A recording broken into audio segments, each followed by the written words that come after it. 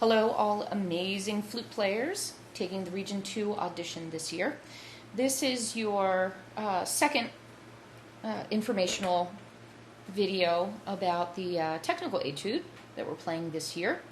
And basically what I did in this particular video is I am offering up 4 different sections in this particular work at both tempos 106 and 112 to the quarter note.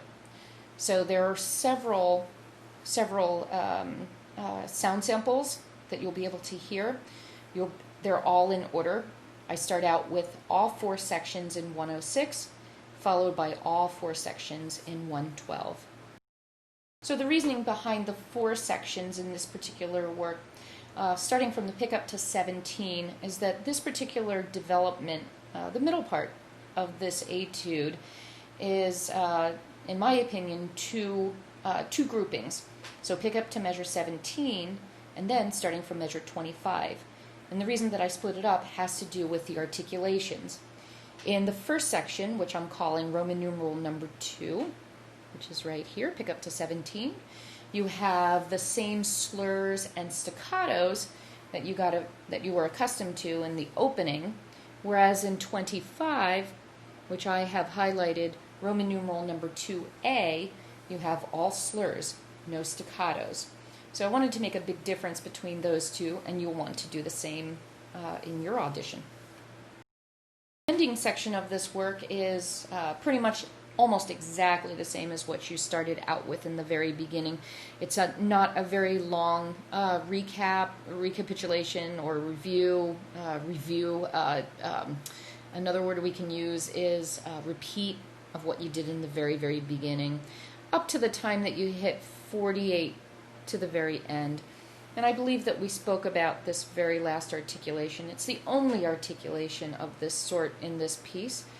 It is called a marcato, and what a marcato is an accented staccato. Sometimes you might see it as an accent with a staccato underneath.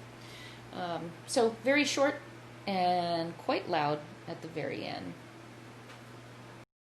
So in closing, what you want to be working on right now is smooth lines, smooth musical lines, making sure that the breath marks are all adhered to. I believe that I highlighted all of the breath marks in our first video, and let me just in case,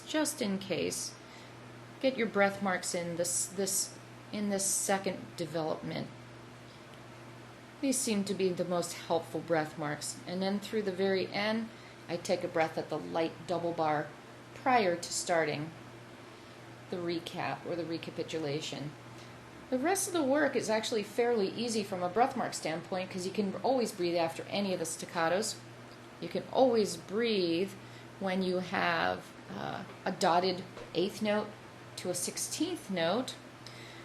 In this particular section of 13, 14 into 15, notice that you have legato markings.